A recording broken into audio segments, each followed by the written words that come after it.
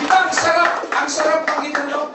It's nice to declare that all the promises of God are yes and amen. Amen po ba? So sabi nga po sa ating verse na pagbubulay-bulayan ngayon, no? Sabi sa 2 Corinthians 1 verse 20, sabihin po natin, basahin natin sabay-sabay. For no matter how many promises God has made, they are yes in Christ, and so through Him, the Amen is spoken by us to the glory of God. Amen! Walang mahal natin ang Diyos po rin. Sabi po dito, for no matter how many promises God has given, they are yes in Christ, and so through Him, our what?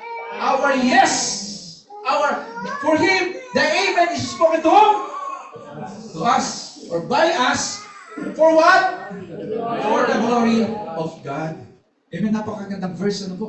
Talagang, kung ating nanamnamin po ang salita, ang verse nito, talagang yung promises of God ay wala nang hindi magaganap ang promise ng Panginoon sa buhay natin. Amen po ba? At to give you background, ang verse na ito, ano po?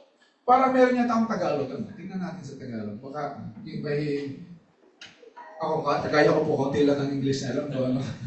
Sabi mo sa Tagalog, sapagkat kay Kristo, ang lahat, imagine, ang lahat ng pangako ng Diyos. Sinabi po bang isa lang o dalawa o tatlo lang pangako ng Diyos? Lahat ng pangako ng Diyos.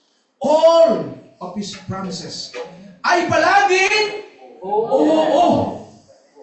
So walang hindi. Imagine. Ang sarap, ano po ang sarap pakinggan? Lord, salamat sa pangako mo, sapagkat ang pangako mo lahat, sabi mo, lahat oo. Walang hindi. Amen? Dahil sa Kanya, sino Kanya? Ang ating Panginoon, nakasasagot tayo ng Amen. Para sa ikaluluwalhati ng Diyos. Amen po ba? Amen. At ito pong liham, itong liham ni Apostol Pablo at ni Timoteo sa mga taga-Korinto po, it gives us, ito po yung nagbibigay ng encouragement. Noong time na yun, sa mga mananampalataya doon sa Ephesus, sa Asia, na ngayon po ay Turkey na ini-encourage. That time kasi kaya ito yung isulat ni Pablo sa mga mananampalataya dahil medyo nasishaken yung kanilang pananampalataya. At gusto nilang i-encourage sa kabila ng kanilang dinadanas na kahirapan, bagamat sila ay dumadanas ng kahirapan, ngunit nais paunawa ni Pablo at ni Timothy na yung kanilang dinadanas ay mas mahirap na halos nga ikamatay na nila. Yung kanilang dinanas dun sa Ephesus. So, Paul and Timothy are giving them encouragement. At ngayon ay tayo binibigyan ng Diyos ng encouragement. Tayo binibigyan ngayon ng Diyos ng pag-asa, ng hope, ng assurance. Amen? Na lahat ng promises ng Panginoon ay yes and amen. Amen po ba? Amen. At kapag ka po sinabing yes and amen, di ba? There is joy, there is gladness. Naroon yung kagalakan. Meron ba nagsasabing, yes, amen? Meron ba nagsasabi ng amen na malungkot? Di ba kapag when we say, amen! Talagang may pagtalon pa. Ibig sabihin talagang in-express natin yung kagalakan, yung joy. Kasi there is an assurance for us. Meron tayong kasiguruhan na kapag binabanggit natin yung amen, Lord, yes, amen! Magaganap ito, Lord. Na whatever your promise got stamped with yes of Jesus. Gusto ko pong itagdag yung verse. Mamaya pala. Bigyan muna po natin ng title, itong message ng Panginoon, Ang title po na nais kong ibahagi sa inyo ay All God's Promises. Ito na pala Yes, Christ. Amen po ba? Ang sarap pakinggan, di ba? All God's promises are yes and amen in Christ. Hindi in yes and amen kay Pastor Egypt, kundi in Christ. Yung lahat ng pangako ng Diyos Yung lahat ng pinangako sa bawat isa sa atin ay yes and amen. Alam po, sabi doon sa sumunod na talata, gusto ko lang bigyan po ng din, ano? God affirms us, making us a sure thing in Christ, putting His yes with us, within us. By His Spirit, He has stamped us with His eternal pledge. A sure beginning of what He has destined to complete. Sabi po sa Tagalog, may Tagalog yata ito, ano? Asmuli. Sabi mo sa Tagalog, ang Diyos ay nagpapatibay sa atin sa inyo sa pamamagitan ng pakikipag-isa kay Kristo. At siya rin ang humirang sa atin. Nilagyan niya kami ng kanyang tatak. Amen? Sino po yung nilagyan ng tatak? Kung sina Pablo at Timothy nilagyan ng tatak, stamped by His Spirit, now God is telling you, binibigyan din tayo ng tatak. At kapag ka po sinabing stamp, ano? Yun po yung selyo. Alam niyo sa trabaho namin, in my job, ano? No any materials can be sent out in Hamad Hospital without my stamp. At kapag ka nakita ng security guard na may stamp, may pirma ko, okay, go. Ganun yung ginawa sinasabi ni Pablo, na yung pangako ng Diyos, ano? Tinatakan tayo, may kasiguruhan na yung pangako ng Diyos, ano? God affirms us na yung pangako niya ay may kasiguruhan na makakamtan natin. Amen po ba? In Him, ano man yung ating pinipreach, ano man yung ating pinagpipray, there is always a great amen and yes. At yung pong yes ng Panginoon at yung ating amen, together, ano po?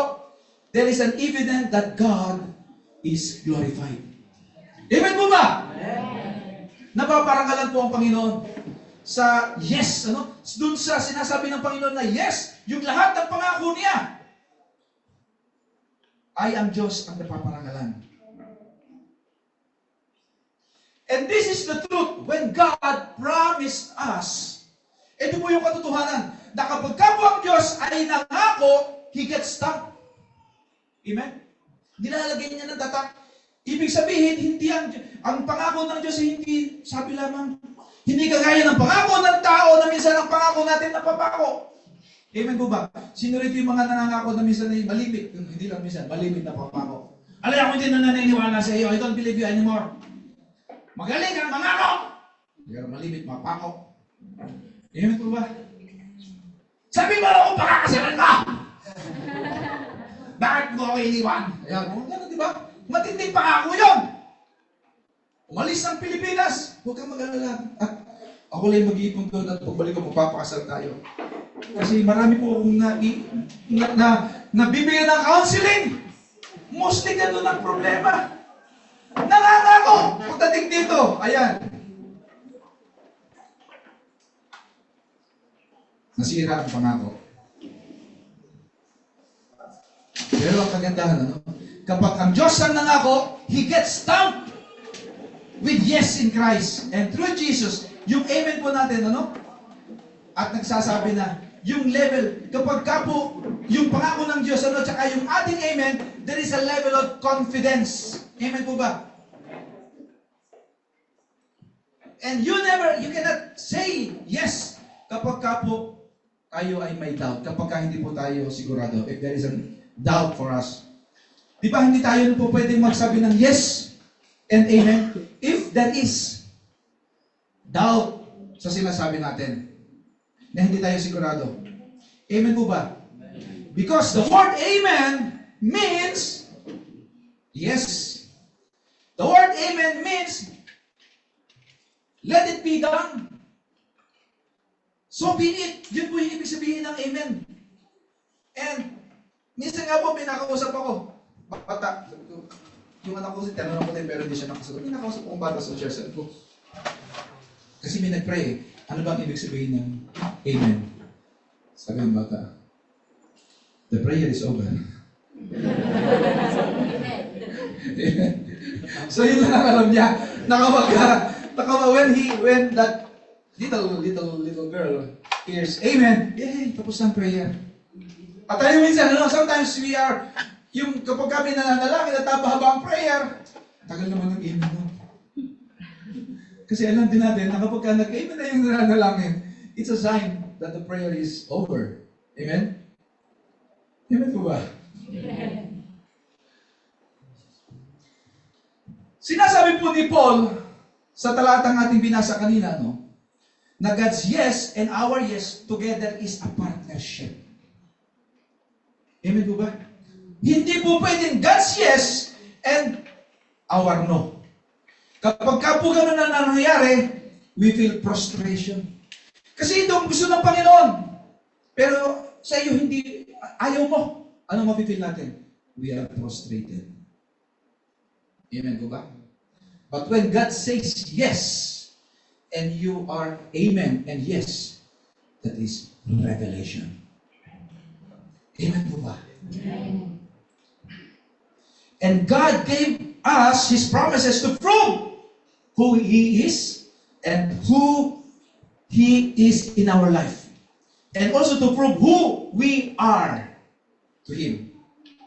Ito po yung yes ng Panginoon, Ito po yung nagpapatunay na kung sino siya sa buhay natin. At kung sino naman tayo sa Panginoon. Tingnan niyo nga yung katabi niyo. Sino ka ba sa harapin mo? Sino po rito yung married na? Pakita sa kamay. Marami. Majority are already married. Di ba when we got married, during our wedding ceremony, di ba may mga pangako tayo sa isa't isa? Amen po ba? At napakahalaga po ng pangako yung ating sumpaan. And you are only proving who you are to that person. Tama po ba? And ganun din naman yung kapartner mo para malaman mo kung sino siya base sa kanyang mga pangako kung talagang gagawin ba niya yun. Pero minsan, ang nakakalungkot doon, yung mga pangako yun, minsan napapako. Hindi nagaganap. Amen po ba? Yung masaklan. But our God, when He promised, talagang kinikip niya yung promises sa atin. Why? Because our God is unchangeable God. Hindi siya napakaraming pangako ng Diyos kahit paano pagbalik-balik rin mo ang sitwasyon. Yung kanyang pangako, hindi magbabago. He is unchangeable God. He is a God of stability. Talagang matibay, may strength, may aasahan, mabisa. Pero minsan yung pangako natin, minsan hindi nga maasahan. Amen. Minsan tayo ay nag-fail sa ating mga pangako. Amen po ba? Amen. And our God is the same yesterday, today, and forever. And when He promised, He keep all the promises na matutupad sa buhay natin. Amen. Ngayon, Pastor, yung pangakong bintawan ng Lord hanggang ngayon hindi pa natutupad sa akin. Ang tanong, alam mo ba kung yung mga pangako ng Panginoon? Don't you know that there are 8,810 promises of God in the Bible? And there are 7,487 promises of God to mankind. Napakaraming pangako ang Diyos. Pero ni isa, buti sana kung may alam ka, kahit isa. Tapos ngayon sinasabi natin, Lord, salamat! Because in Christ all your promises are yes and amen. Pero nung tinanong ka ni Pastor, ilan bang alam ang pangako ng Diyos? Paano magaganap ng pangako ng Diyos? Kung may isang pangako, wala kang alam. Imagine there are 7,487 promises of God sa atin. Pero ang tanong, ilan ba ang promises ng Panginoon na alam mo? Amen? And then we are claiming that all promises of God are yes and amen. Ang lakas pa nating magsabi ng yes, amen! Pero wala naman tayong nalalamang pangako ng Panginoon. Well, in fact, there are 7,487 promises of God to mankind. Hindi po sa pulos ako.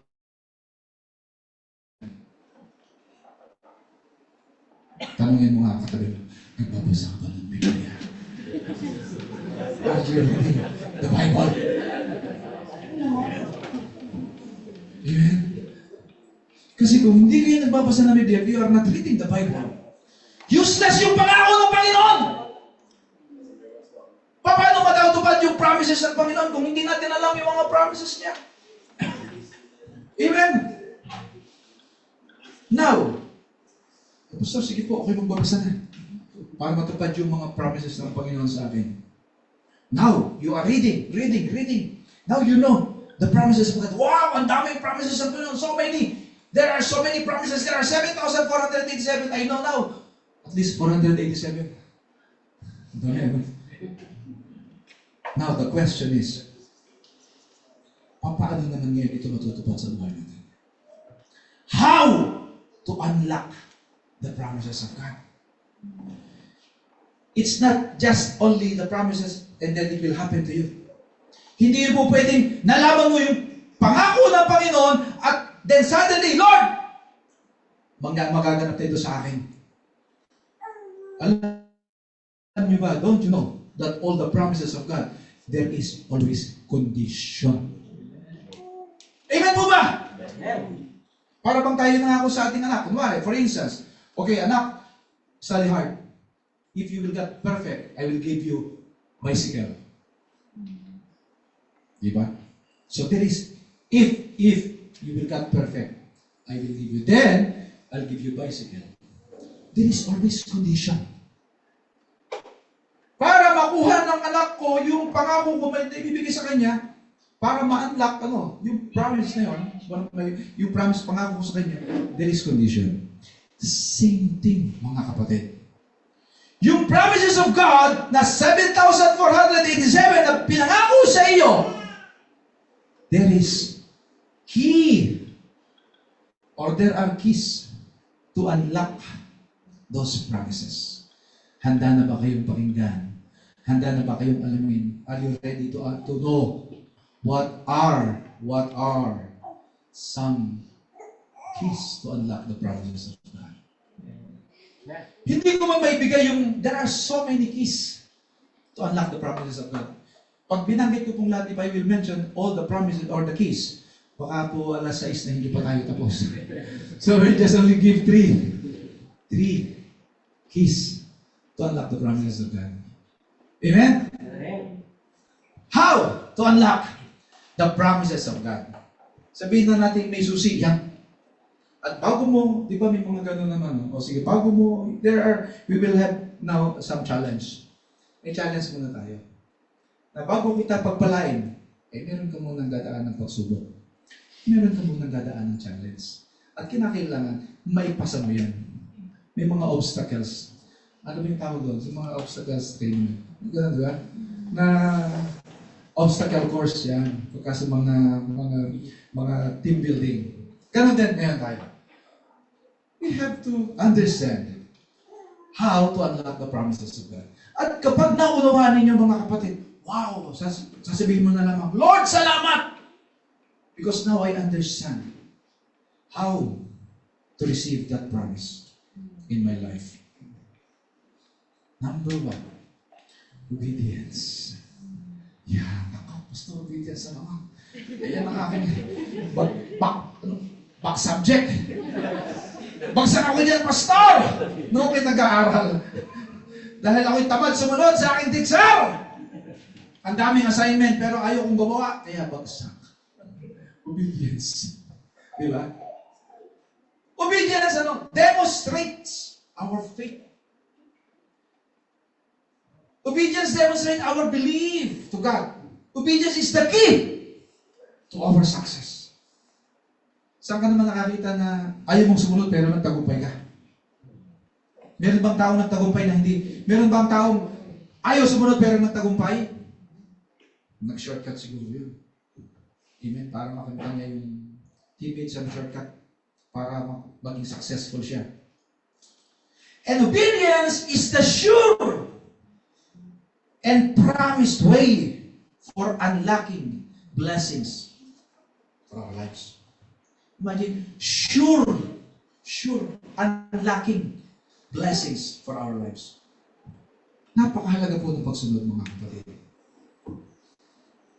For us to be able to obey, or to be able to fully obey, we must read. We must read. Read the Word of God. And ask God to empower us upang kumilos ang Diyos sa ating buhay with His Holy Spirit so that our life is going to honor Him. Talagang obedience, mga kapatid, ang susi. Imagine, napakalaki pong parte sa buhay natin ang pagsunod sa Panginoon. Pagsunod sa Kanyang mga salita. In order to receive the blessings of God, we have to be obedient. Sabi po sa Philippians 2:13, sapagkat ang Diyos ang kumikilos sa inyo upang inyong naisin at isagawa ang Kanyang kalooban. Kung wala po yung salita ng Diyos sa ating buhay, there is no willingness yung upang isagawa natin yung Kanyang kalooban. Kung tayo po hindi biyasa, kung hindi tayo sa salita ng Diyos, kung wala tayong kaalaman, if we are ignorant in the Word of God, there will be no way that God will reveal us to do such things in our lives. There is no yung nanaisin o isagawa yung nais ng Diyos. Amen? Ang pagsunod po, mga kapatid, sa salita ng Diyos, hindi lamang yung pakikinig ng pakikinig. It's not only listening. Papasok sa kanang tenga, lalabas sa kaliwang tenga. Hindi po pakikinig lamang, At pagkatapos natin mapakinggan ang salita ng Diyos after listening, hearing the Word of God, kaliwali. No. Ang tinatawag pong pagsunod or obedience ay yung bawat nakasulat sa Biblia, bawat sinasabi sa Biblia, ang lahat ng ating mga naririnig na salita ng Diyos, dapat isinasagawa natin at sinusunod. Tingnan mo ang katabi mo. Sinusunod mo ang salita ng Diyos. Kami mo sa kanila. Sinusunod mo ba ang salita ng Diyos?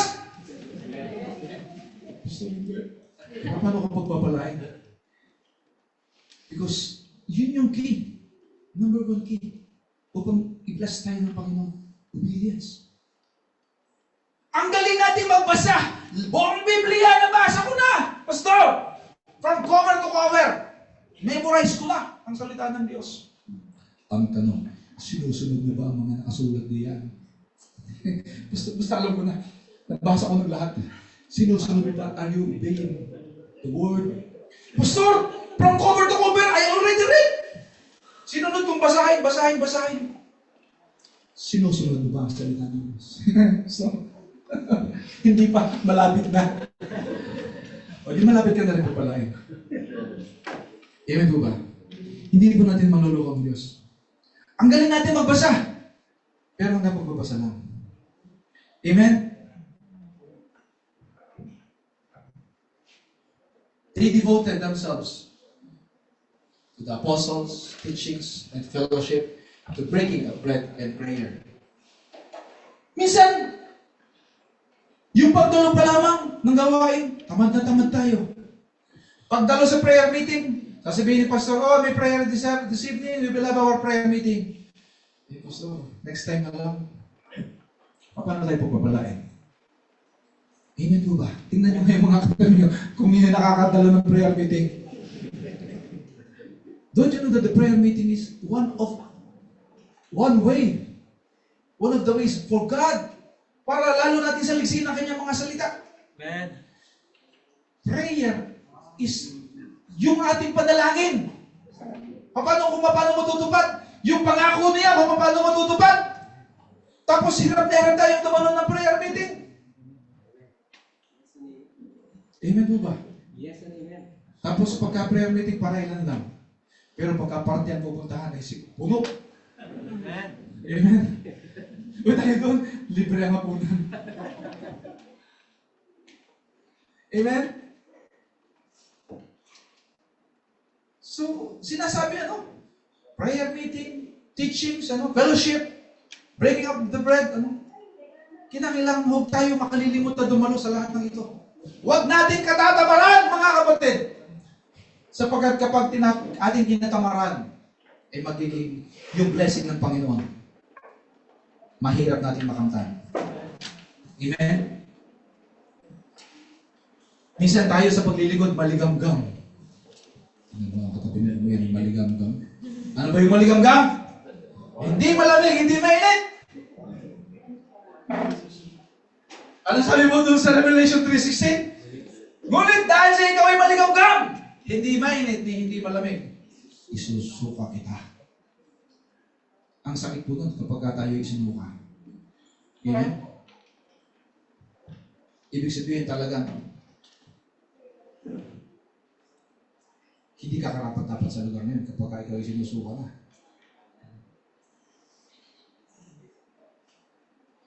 Minsan sasabihin mo pa, pastor, pupunta naman ako sa church. Ay, sa langit, pag ako ay kinuha ng Lord. Sa church nga, hindi ka makarating sa langit pa. Amen? Pastor, sige lang, ako naman sure na nasa langit pupunta kahit hindi ako dumalo ng gawain. Kasabi sa'yo ng Lord, nasa gawain ko sa church, hindi ka makarating. Hulyo. Hulyo ka sa Panginoon. Amen! Naalala ko yung mayaman, po. Kasi sinabi ng mayaman, Panginoon, paano ba ako makakamtan ang buhay na walang hanggan, yung langit? Sabi ng Panginoon Jesus, sabi, sundin mo ang lahat ng aking pinag-uutos. Panginoon, sinunod ko ng lahat ng mga pinag-uutos mo, binanggit niya isa-isa yung kanyang pinag-uutos. Lord, ginawa ko na pong lahat. Ano pa ba ang kinakailangan kong gawin? Ipagbili mo ang lahat ng iyong mga ari-arian at sumunod ka sa akin. Hindi siya makasunod. Kasi napakayaman niya. Amen? Pero mapalad tayo. Kasi narito tayo para magpayaman. Amen? Kasi ayaw ng Lord na tayo naghihirap. Pastor, paano kung mayaman ako? Ibebenta ko pa rin ba? No, amen. That is bunga ng iyong pagsunod sa Panginoon. Kaya tayo pinayayaman. Amen? At gusto ng Lord na tayo ay abundant, sagana. Yung mayamang yun, tinitest lang ng Panginoon. Kung gusto niya talagang sumunod. But you are so blessed. Kasi sumusunod na tayo, pinagpapakala pa tayo. Amen, Ruba? Hindi sinasabi sa atin na, sige, Pastor Henry, sell all your properties and follow me. No? God will bless all our possessions, all our properties, because we are obeying God. Amen po ba? Mahirap po bang sumunod sa salita ng Diyos? Uulitin ko. I-refresh ko. Kaya po ba natin sundin ang salita ng Diyos? Palakpakan po natin ang Panginoon. Yes and amen! Dapat ganoon. Kasi kapag sinunod natin ang salita ng Diyos, the promises of God, ibubuhos niya sa atin. Sapagkat ito kanyang pangako sa atin, na yung kanyang, all His promises, kapag sinunod natin, yung obedience na sinasabi, kapag ginawa natin, ibubuhos niya sa atin. Ano po ang sabi doon sa Matthew? Seek ye first. Pero tayo minsan, iba yung ating sinisik. This is one of the promises of God. Great promise. Ano sabi ng Panginoon? Seek ye first. Unahin mo muna ang Panginoon. Ano kasunod? The kingdom of God. Seek ye first the kingdom of God and His righteousness. Yun ang nais ng Panginoon. That is one of the promises of God.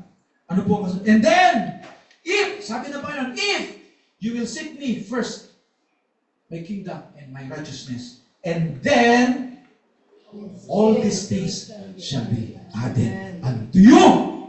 Amen po ba? Amen. Yung yes and amen, makakamtan natin. Minsan hirap na hirap tayo sa buhay. Why? Kasi napakaliwanag ng sinasabi ng Panginoon. Hindi tayo makasunod sa simpleng instruction ng Panginoon. This is a simple instruction to all of us. This is the key to prosperity. If you want to be prosperous, if you want to be abundant, napakaliwanag ng sinasabi ng Panginoon. Unahin mo muna ang Diyos. Hindi yung kalayawan, hindi yung kung ano-anong inuuna natin. Kung kailan araw ng Biyernes ng pagsamba, saka mong sasabayan ng paglalaban, ng pagluluto, ng pamamalansya. Saan ka nakakita na maliwanag? Tapos pagod na pagod ka, magsa-sideline ka. Tapos padadala mo lamang sa Pilipinas, may sakit ang iyong pamilya. Pero kung inuna mo, if you seek first the kingdom of God, yung lahat ng iyong mga kabalisaan, yung family mo, protection na ng Panginoon. Kaya yung iyong kabuhayan, yung iyong mga ari-arian, hindi masasayang. Sometimes, talagang ayaw natin sumunod. Lord, hindi, gusto ko Biyernes ngayon, sayang. Malaki ang kita ko pagka Biyernes. Magtatrabaho muna ako. Sayang ang part-time, sayang ang overtime. And then suddenly you will hear, God, talaga, kasi may sakit ng tatay mo. Yung kinita mo ng Biyernes, wala, kulang pa. Imagine, pero sinasabi doon, kung sinunod mo muna ang Panginoon, yung pamilya mo, yung mga kaanak mo, hindi ko padadala ng salot, lahat sila malulusog at walang mga ospital.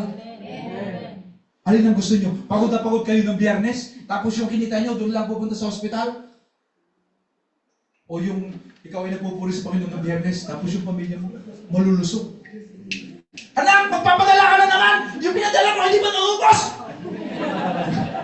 Kakaiba, no? Amen!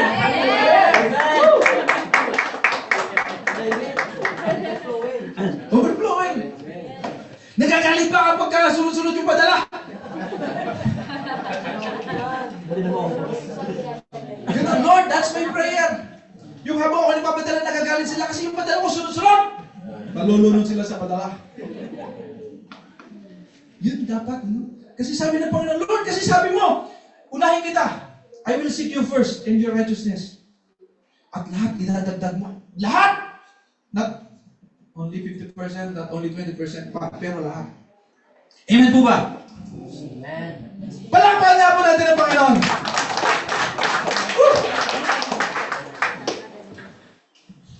Napaka-incredible promise ng Panginoon. Amen po ba? Amen. If you will only follow, if you will only obey God's direction, you will be blessed. You will see in your life. Makikita mo sa buhay mo na talagang nag-flow ang pagpapala. You will watch over, you will take over. You will take care of. Amen? At ito pa, ang isang napakaganda ng pangako ng Panginoon. Sabi nga, kahit mga leon ay nagugutom din. Sila ay nagkukulang sa hustong pagkain. Ngunit ang sino mang kay Yahweh ay sumunod. Mabubuting bagay, hindi ka pagkukulangin.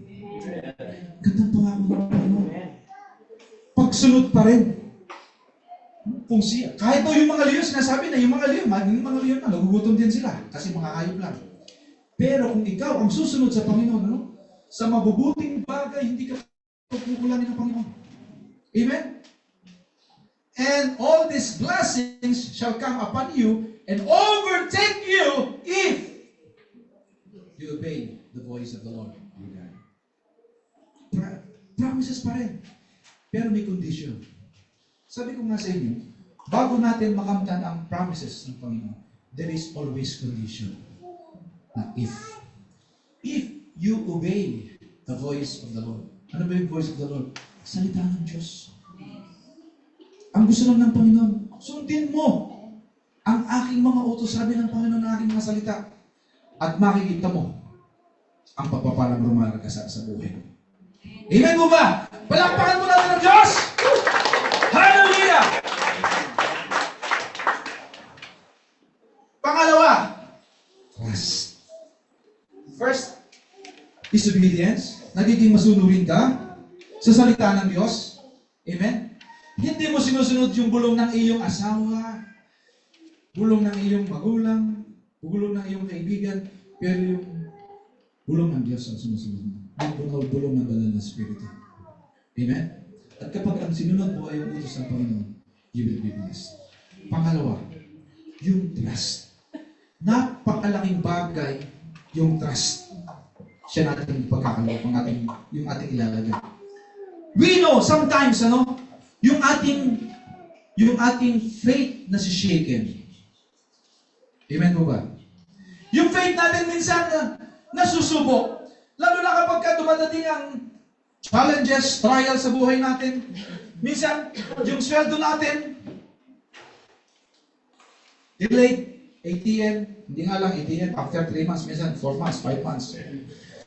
You will receive a call, may sakit ang pamilya, may sakit ang magulang, namatayan, di ba? Nakaka-depress. Inaaway ka lang asawa mo,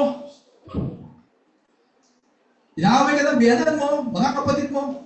Yung faith natin sometimes was shaken. Amen po ba? Huwag niyo sabihin sa akin na, Pastor, hindi, malakas ako! Kahit pa yung mga aso namin lahat yung mamatay. Huwag naman yung pamilya, yung mga aso na lang. Amen? That's the reality. Sometimes talaga yung trust natin ay nasishaken. Lalo pagka talagang sumusubok tayo, humarap tayo sa mga pagsubok. Yung peace nawawala. Kapag yung ating trust ay compromise. Dahil sa mga challenges, sa mga trials sa ating buhay, minsan talaga nasusubok. Amen po ba? At minsan, doon tayo nagtitiwala sa mga bagay na nakikita natin. At nawawala yung tiwala natin sa Diyos. Pero alam niyo ba mga kapatid? If you want to receive the promises of God, all His promises, that you say that the yes and amen, talagang you have confident. Anong sabi po doon? They that trust in the Lord shall be like Mount Zion. We cannot be shaken and moved, but obedient forever. Ang mga nagtitiwala, sino po yung sinasabi doon sa mga nagtitiwala? Kung tayo magtitiwala sa Panginoon, kung ilalagak natin ang pagtitiwala natin sa Panginoon, sometimes our faith, wala. Minsan sa sarili natin tayo nagtitiwala. Minsan, doon tayo nagtitiwala sa mga bagay na nakikita natin. Hindi sa salita ng Diyos. Hindi sa Diyos. Kaya kapag tayo ay tinapuan ng matinding pagsubok, nasishaken tayo. Amen po ba? So maliwanag po ang sinasabi po doon. Actually, this verse ay anniversary verse ng Outreach number 2, kinuha ko. Because it was a good revelation, a nice revelation. And that is the truth that I want to share with you. That they that trust in the Lord. Doon sa mga nananampalataya. Ibig sabihin, not all ay nagtitiwala at nananampalataya sa Diyos. Pero ang maganda po doon, those who only trust in the Lord. Tingnan mo nga yung katabi mo. You trust in God. Amen? I believe that all of us are trusting the Lord. Because if you're not trusting God, wala kayo dito ngayon. That's the only reason, that's the only proof that you trust God. Because you are here. At mapapalad tayo. Because we are, yung tinutukoy yung they that trust in the Lord shall be like Mount Zion. Tayo inihahalitunan sa Mount Zion. Why? Kahit man dumating sa atin ang pagsubok, nananatili tayong nakatayo. Yun ang sinasabi ng Panginoon. Kung tayo magtitiwala sa Diyos at hindi sa ating sarili, kahit man tayo ma-shaken, dumating man yung problema sa buhay natin, nananatili tayong nakatayo. Pero kung ikaw ay nagtitiwala sa iyong kakayanan, sa iyong karunungan, konting shaken lang ng Panginoon, bagsak ka na. Kasi ang pinagtitiwalaan mo, your own selves. Wala sa Diyos ang pagtitiwala mo. At kapag ikaw ay nagtiwala sa Diyos, like you are like Mount Zion, na anumang bagyo, anumang problema, anumang pagsubok at dumating sa buhay mo, mananatili kang nakatayo. Tatawanan mo lamang. Meron pa ba? Next. Yung challenge, yung problem. Next. Sisiw. Chicken feet. Amen? Kaya ngayon, yung asawa ko tawag sa akin, yun, i-describe ako, cool. Yung bang relax lang. Bakit ako ma-stress? Bakit man ako mababagabak? Bakit ako mababagabak? Kasi ako ay nagtitiwala sa Diyos. Because if I will trust myself, talagang ako'y mababagabat. At ako'y konting problema lamang. Parang ako'y nasuntok ni Pacquiao sa sigmura, lugmok. Pero kung sa Diyos ka nagtitiwala, kahit pasuntukin ka sa tagiliran sa mukha, hindi ka babagsak. Kasi you are like Mount Zion. Nananatiling nakatayo! Amen! So anong gusto ng Lord? Sa Kanya ka magtiwala. Not in your own strength, your own knowledge, but to God. Amen po ba? Amen. Ano po ang sabi ng Proverbs 3:5?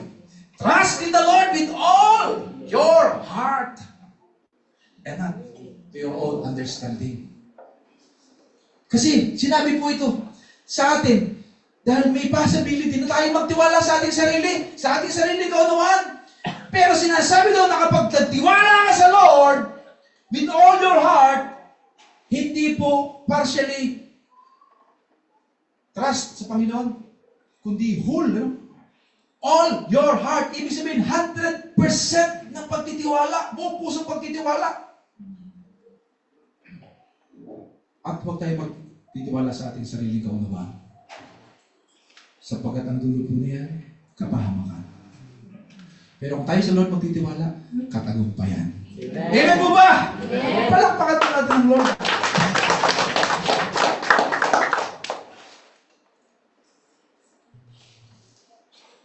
Truly I say to you, unless you turn and become like children, you will never enter the kingdom of God. Ito po I heard to this Pastor Henry. And I would like to share with you.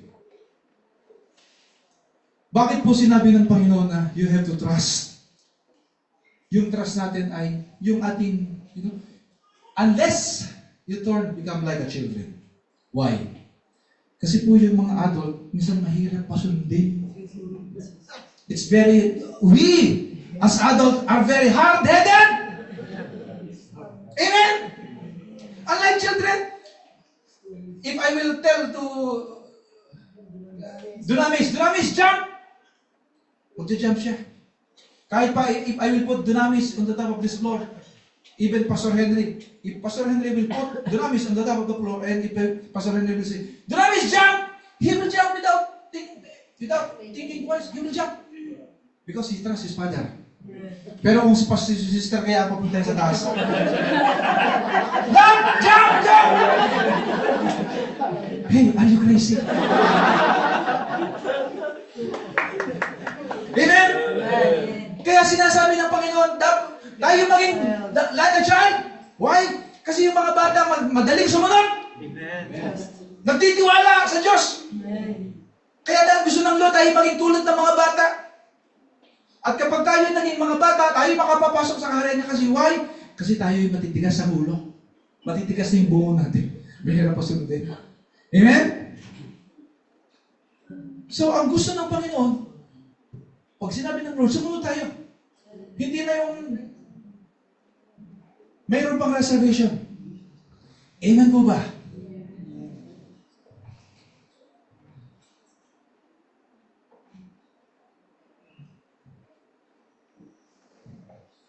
Yan. Sabi ko kanina, in order to receive the promises of God, there is condition. Amen? And after the condition, if you will fulfill that condition, then you will receive the blessing. Then you will receive the promises of God. Amen po ba? Sino po rito ang sumusunod sa salita ng Diyos? Taas ang kamay. Taas ang kamay! Amen? So, kita kayo ng Lord, ha? Hindi sa sigaw ko kayo kaya tumaas. Takot lang ako sa sigaw mo. Do you believe the Word of God? Do you believe the Word of God? That the promises of God, there is a condition that if you follow the Word of God, then you will receive the promises of God that yes and amen. Let us see. Sabi ng Lord, kung dadalahin mo ninyo ang buong ang inyong mga ikapo sa aming tahanan ay matutugunan ng lahat ng aming pangangailangan. Kung This is just an example. This is just only, napaka-liit na example. Kung doon sa maliit na example, hindi natin magawa, how much more the big conditions of God that you have to perform. Amen? Ito'y napakaliit na utos ng Diyos na, sabi ng Panginoon, listen if, sabi doon, if you will bring, kung dadalahin mo ang buong buo hindi, Pastor, 50% lang kasi ako nagpapadala din sa Pilipinas. Teka muna, ang sabi ng Panginoon, buong buo, this is just example, Imagine 7,487 promises of God. This is just one of the 7,000.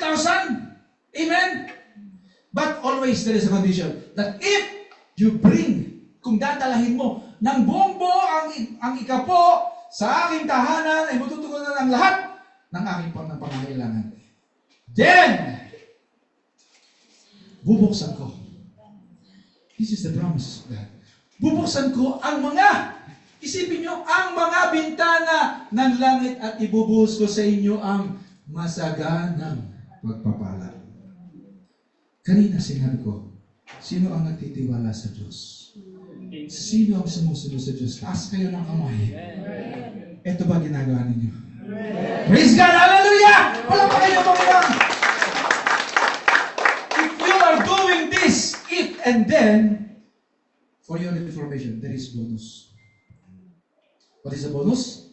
Hindi ko rin hahayaang salantayin ng mga balang ang inyong mga pananim at mamumunga ng sagana ang inyong mga usa. May bonus pa. Sabi na nakita, tinupad na ng Panginoon, yung if, yung condition, pinperform nyo, then, yung promise ng Panginoon, tinupad ng Panginoon, may bonus pa. Amen? Ganun magpala ang Panginoon! Hindi lamang tinutugon, may hiling pa, may bonus pa. Amen? Ganun kabuti ang Panginoon. If you obey the word of God, then trust in the Lord. Talagang bubuhos ang pagpapala. Ang gusto ng Panginoon, sumunod tayo sa kanyang mga salita. Pangalawa, magtiwala tayo sa kanyang mga salita. And then last, walk. Amen. Ano yung walk? Walk in all the ways of God. At pag sinabi mo, walk in all the ways of God, dapat yung lahat ng salita ng Diyos, hindi lamang pinakikinggan, dapat isinabubuhay natin. Amen po ba? Amen. Ang tanong, ipinamumuhay ba natin ang salita ng Diyos? Ang galing nating makinig! Yung pastor, sumusunod ako dyan. Lord, pastor, magtitiwala ako. Pero ang tanong, nilalakaran mo ba? Always remember, at lagi kong sinasabi, you are the living Bible that people can read. Amen? Nag-aaral tayo ng evangelism, nag-aaral tayo ng witnessing as a way of life, WWL. Amen? Pero kapag nakita ng tao na yung salita ng Diyos ipinamumuhay mo, nilalakaran mo, hindi mo na kailangan magsalita. Sila na mismo sasama sa iyo. Amen? No need to open your mouth to share the word of God. They have seen you in your action na talagang ipinamumuhay mo ang salita ng Diyos. Mas masakit, again, uulitin ko sa inyo. Mas masakit kapag sinabi na, yan ba ang Kristiyano? Amen? Tingnan nyo nga ang katabi niya. Yan ang Kristiyano! Amen? Dapat halatang-halata sa atin magiging Kristiyano. It should be seen, It should be talagang exposed. Talagang dapat, halatang-halata na tayo Kristiyano. Amen po ba? Nag-birthday si kapatid. Sabi ng isang kapatid, Sister, ilan taon ka na? Uy, 40 years old kapatid. Wow! Hindi halata! Ay, mukhang bata. Sabi ng isang kapatid, tinanong ulit, how old are you na? Ilang taon ka na sa Panginoon? Sabi niya, 20 years. Wow! Hindi pa rin halata! 20 years ka na sa Panginoon, hindi pa rin halata. Magpahalata ka na kapatid. tingnan niyo yung katabi niyo. Kung ilang taon na yun sa Panginoon, kung halatang matagal na sa Panginoon, abay, tagal-tagal na sa Panginoon, eh, hindi halatang Kristyano. Amen?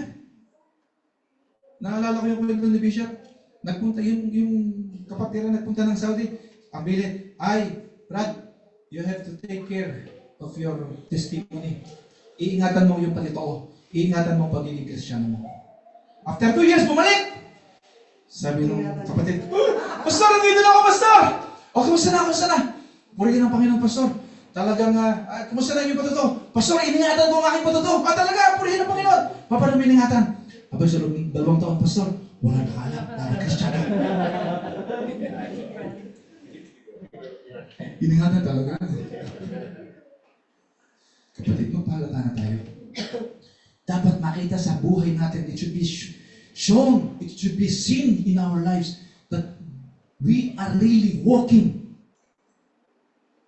in God's righteousness, in God's faithfulness, in the Word of God. Hindi lamang tayo magaling makinig ng salita ng Diyos. Dapat nakikita din sa buhay natin. Dapat ipinamumuhay din natin ang salita ng Diyos. In order to receive this yes and amen, dapat nakita sa buhay natin na yung salita ng Diyos namumuhay sa ating pagkatao. At sasabihin ng ibang tao, Brad, pupunta na sa I want to go with you. Kasi nakita ko na kahit ikaw ay murahin ng boss natin, nakikiti ka lang. At minsan sinasabi mo, hallelujah, praise the Lord. Kaya ba natin gawin yun? Na kahit tayo awayin ng ating mga kasama sa trabaho, even though they are saying bad words against us, our response is, hallelujah, praise the Lord. Kaya ba natin? Amen. Sa Batangas, pag ako'y binado ng bato, babatuhin kita ng batong balot pa ng simento. Ganon kami sa Batangas. Pero ako'y maborn again na. Kahit ako'y batuhin ng bato, praise the Lord, hallelujah. Sinampal ako sa kaliwa, ay pang kanan. Amen. Nakwento ko nga minsan, yung lalaking nasagi ko, mali siya. Nasagi ko yung motor niya, bagong-bago. Kasama si wife, galit na galit. He was so much angry. Sabi ko, God, sorry, pasensya ka na. Siya lang mali, ako ba humihingin ng pasensya? Kasi mali yung pagkakapart niya doon. Tapos nung pumunta sa amin, nakita niya yung katatayuan ko, hiyang-hiya sa akin. Nag-okwento sa mga kapatid ko, ayoko hiyang-hiya sa kapatid niyo. Ayoko galit na galit yung kapatid niyo. Bahin kayo galit na galit. Nakangiti lamang at talagang siya pang humihingi ng pasensya. Isipin niyo. Kung ako ay reacted against him, ay siya na ang aking patotoo. Amen?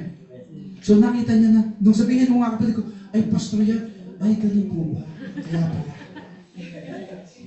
Hindi ko sinasabi kinakailangan niyo maging pastor. No. Even though you are a new Christian, dapat you have to walk in the Word of God. Dapat makita sa buhay natin na ipinamumuhay natin ang salita ng Diyos.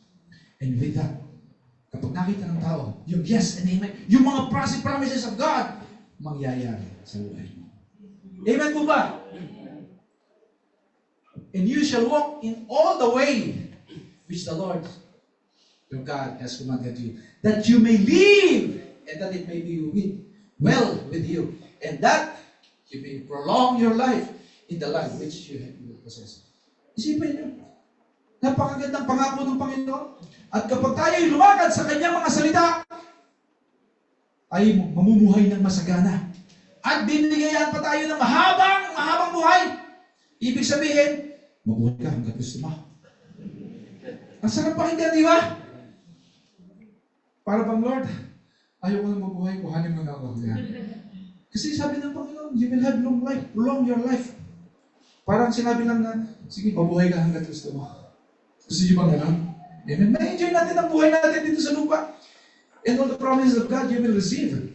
So yes, sa Tagalog, sundin niyo na mabuti ang lahat iniuutos sa inyo ni Yahweh, sa inyong Diyos. Huwag kayong lilis sa mga ito. Huwag kayong lalakad na hindi ayon sa kalooban ng Panginoon. Mamuhay kayo ayon sa kanyang mga utos. Sa ganon, sasagana kayo at hahaba ang inyong buhay sa lupain. Sasakupin ninyo yung ating current pinatatayuan. Ayan, praise God. Palakpakan mo natin ang Diyos!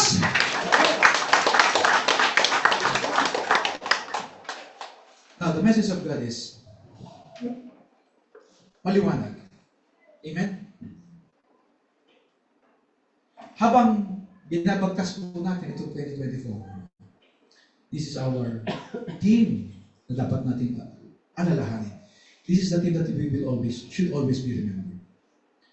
Ito yung ating magiging gabay na yung pangako ng Diyos will be yes and amen. If we will walk in obedience, if we will put our trust in God, if we will walk the Word of God. Maliwanag mga kapatid. Kapag ginawa po natin yung mga bagay na yun, yung promises ng Panginoon will unlock and you will receive. Magaganap, mangyayari sa ating buhay. Amen po ba? So, lakaran po natin ang salita ng Diyos. Amen? Maging masunurin po tayo sa kanyang mga pinag-uutos. Magtiwala tayo sa Panginoon. Put our trust on Him. Hindi po sa ating sariling kaunawaan, hindi sa ating sariling karunungan, kundi sa Panginoon. At lakaran po natin ang salita ng Diyos. At ipamuhay po natin.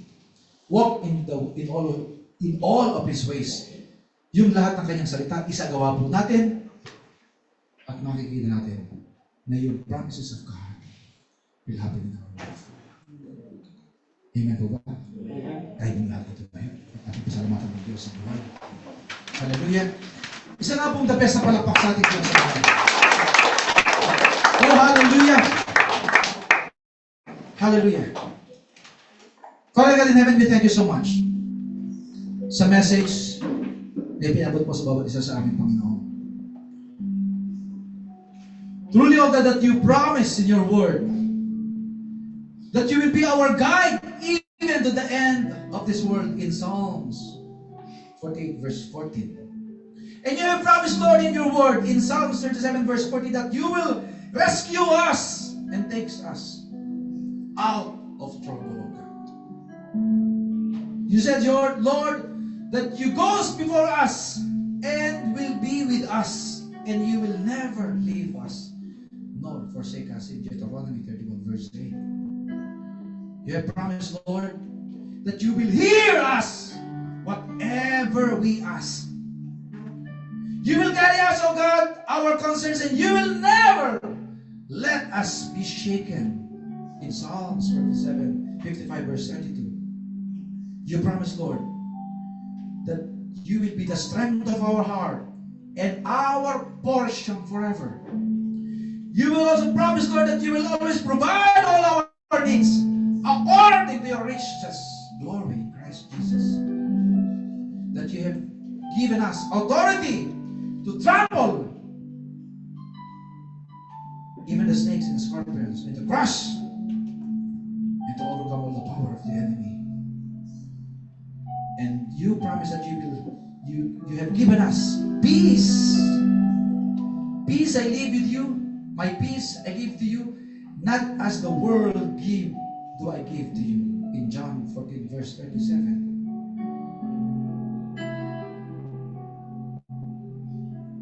And Lord, you promise that you have given us the ability to persevere. Father God, we thank you so much for all of your promises, O God, that we hold unto, na aming pinangahawakan, Panginoon. Sapagkat ang mga pangako mong ito, Panginoon, we claim that these are all na ito po mga pangako mo'y magaganap sa aming mga buhay. Lord, help us to walk in obedience, to trust in you, to obey your words, O God. Because we believe, O God, na kapag naganap po namin ang mga bagay nito ang Diyos, all your promises will be unlocked and it will happen to all your people, O God. Lord, tulungan mo po kami lumakad, Panginoon, na may pagsunod sa iyong mga salita. Give us obedient heart, Lord. Put our trust in you alone and walk in all the ways of your word, O God. At naniniwala kami, ang lahat ng iyong mga pangako at ito'y magaganap sa aming mga buhay na yung yes and amen. We have confidence na ito'y aming sagutin sapagkat kami ay may Diyos na tapat at Diyos na aming maaasahan. Lord, salamat po ng maraming sa mga salitang aming narinig sa sandali ito, Panginoon. I pray and declare, O God, na lahat ng mga words that have been spoken today, Lord, will manifest at magre-rema sa bawat buhay ng bawat isang naririto, Panginoon. Father God, we thank you, we praise you, we exalt you. Receive our highest praises, glory, honor, and thanksgiving. For in Jesus' name we pray. Amen.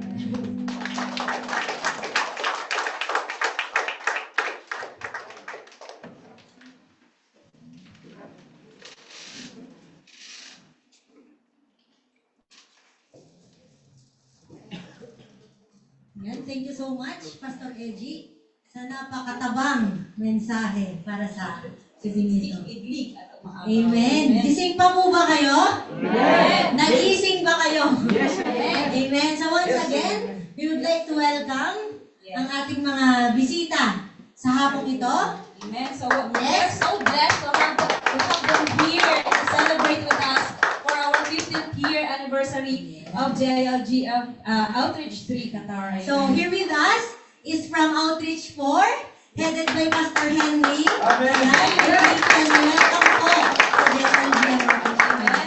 And we also have GM7, Pastor Ejen, Pastor Gomeng. Welcome po to JLG Outreach 3.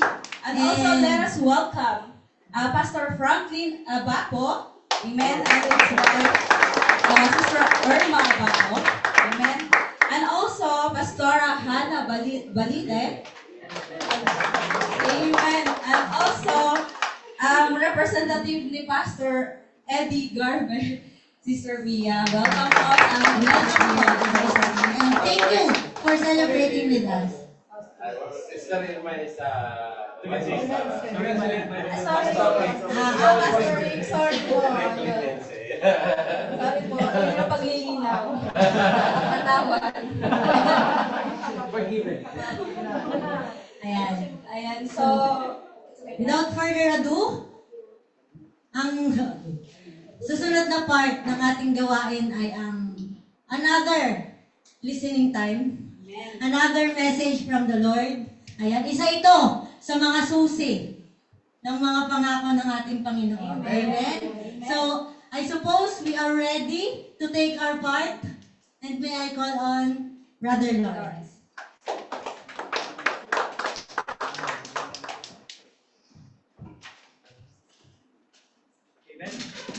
Amen.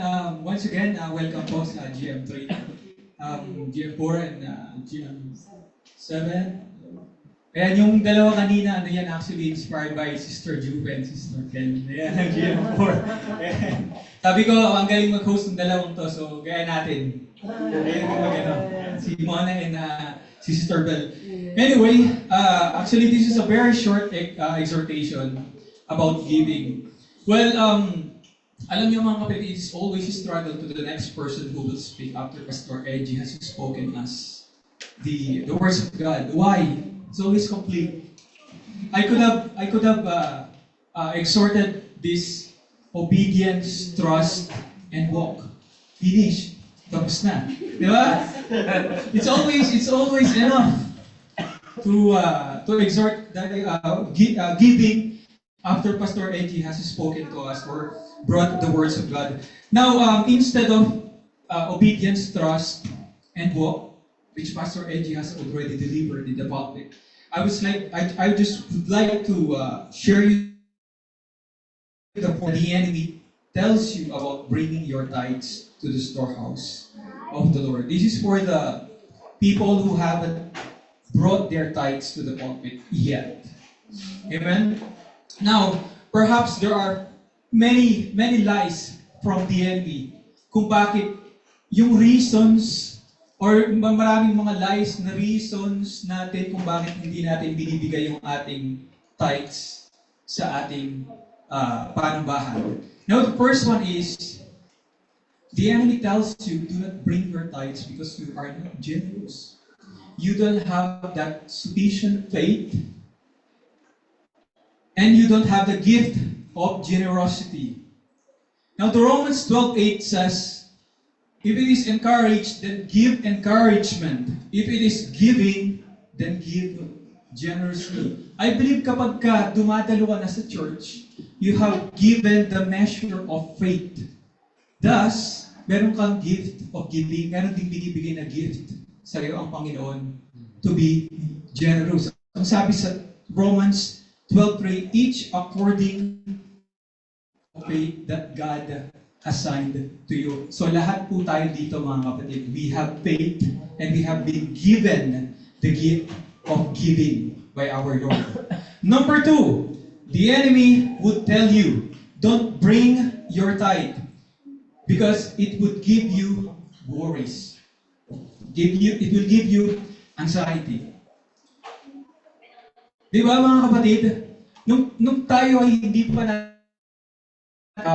tithe sa ating panambahan, we are always worried about future. We are always worried about baka magkaroon tayo ng financial struggle eh. How about the education of my children? How about yung padadala ko sa aking parents? What about my spouse? Baka pagsabihan ako ng spouse na kami nga kulang yung pinapadala mo tapos magbibigay ka pa sa church. That is the lies or lie from the enemy. Now, when we find inner peace, or when we give, we find inner peace.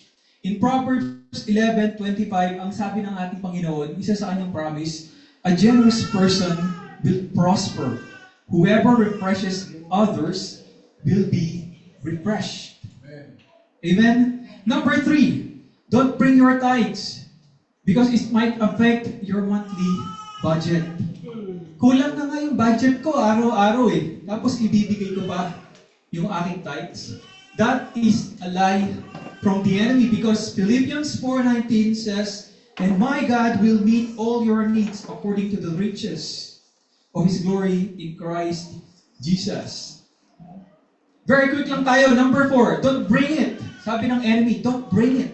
Because promises of God about giving is never the truth. It's not real. This is not real. Yan ang sinasabi. Malakay 3:10, hindi totoo yan. Test me in this, says the Lord Almighty, and see if I will not throw open the floodgates of heaven and pour out so much blessing that there will not be room enough to store it. Alam niyo mga kapatid, isa lang ang sagot ko dito. There's only one answer I can tell you. There are many people in this room that could tell you their testimonies, and those testimonies are enough para patotohanan to prove about the truths of His promises.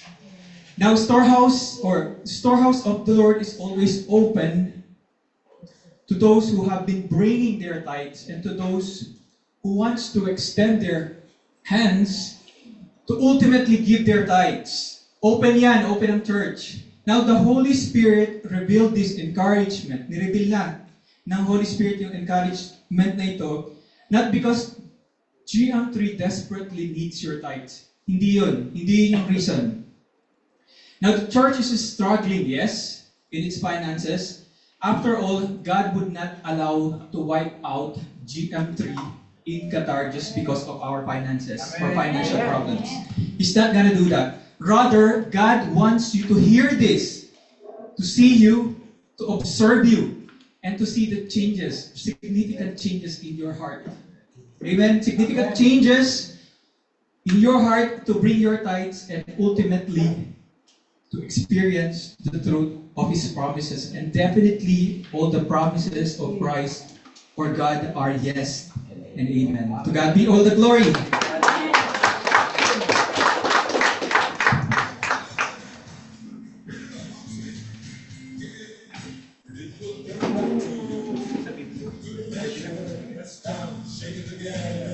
Our tithes and offerings box is right here. So, pwede po nating dalhin na dito.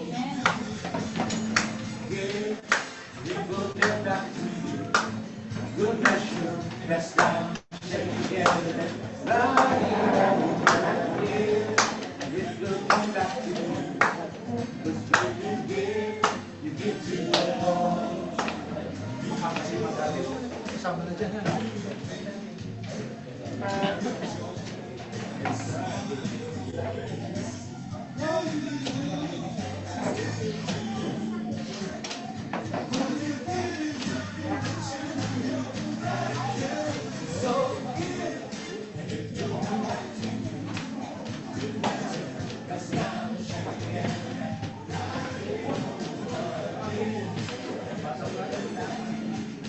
Amen. Sige po mga kapatid, samahan niyo ako sa maikling panalangin.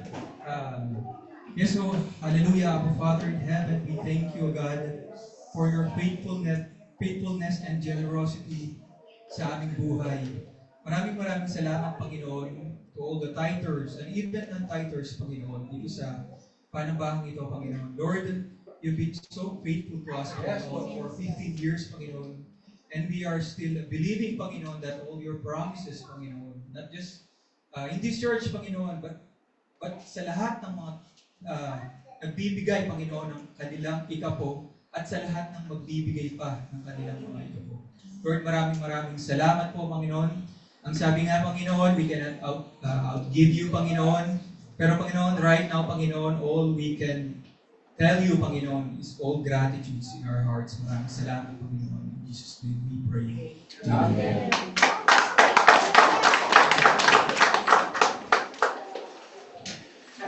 Hallelujah. So before we move to our next part, which is yung special number, so we will have 3 special awards for those. Meron po kaming nakatagong mga... wait. May mga 3 nakatago po kaming... ano pa po naman na? Pwede po kayo po. Yung mga hindi pa po nakaupo, please find your seats. Umupo muna tayo. Kung hindi, magsisisihan nyo. Okay, so ngayon po, magbibilang po kami mayroon po tayong nakatagong 3 hidden gifts or treasures. Meron siyang notes sa ilalim ng upuan. Huwag muna tayo mag-start. Wait lang po. Wait lang, wala pa po. So kami po ay magbibilang. Okay? 3. Sabay-sabay po natin yung kapain. Okay, sakain. Yung mga nasa ilalim ng upuan. Papakita mo lang po namin sa iyo yung 3 magkukuha po natin. Isa sa omegas.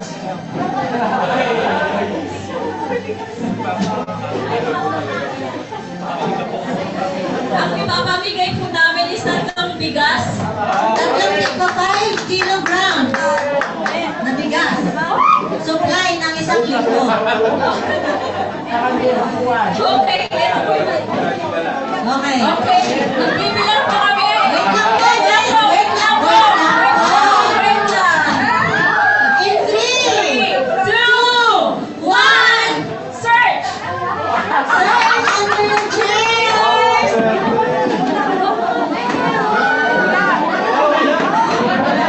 Okay. Congratulations po!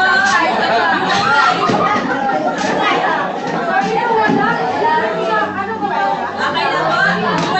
Play po dito sa harap. Sige po, kung sino po yung may mga nakita. Okay. Congratulations! Kulang na isa. May isa pa po. May isa pa. May isa pa.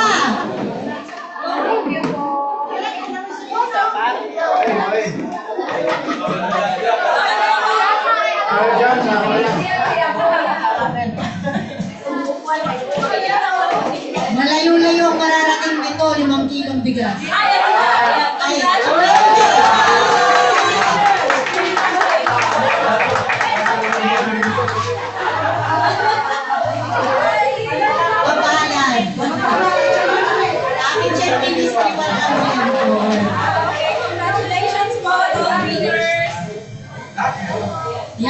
back po, Pastor Raisa and Pastor Rondi. Welcome back po, Pastor Mario. Pastor Marion. Dalawa.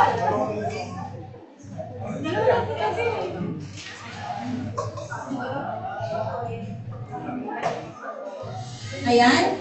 So,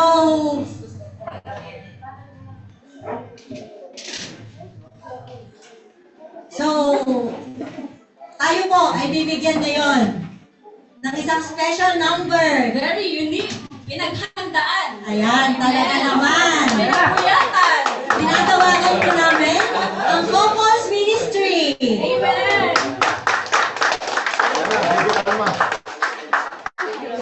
Parang isang linggo. Yata nila ang pinaghandaan. Na-excite na kami. Okay, ano kaya ito? Very top secret. Oh,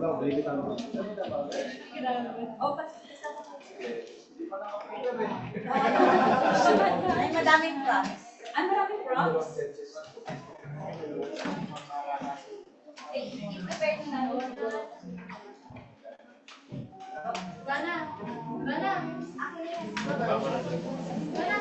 Oo, nakalimang kilong bigas na. Kulang na lang yan.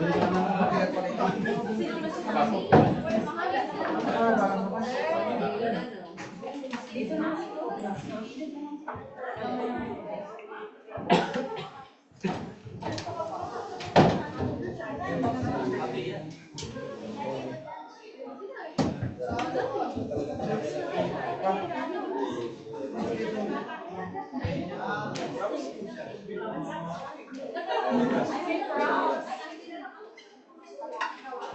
Ito na talaga.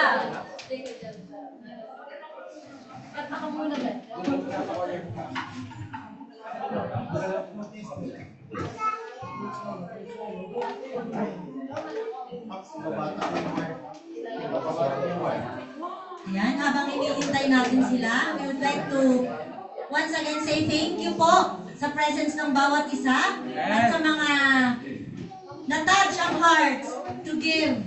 Amen? Sa mga prizes natin. For all the sponsors po, we thank you so much. Ayan, maraming salamat po. Other ways, sponsor natin.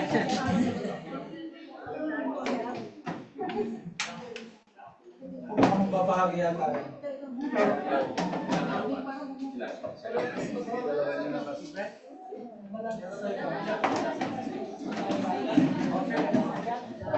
Parang na-hijack kami ah. Couples, dito po. Dito sa harap.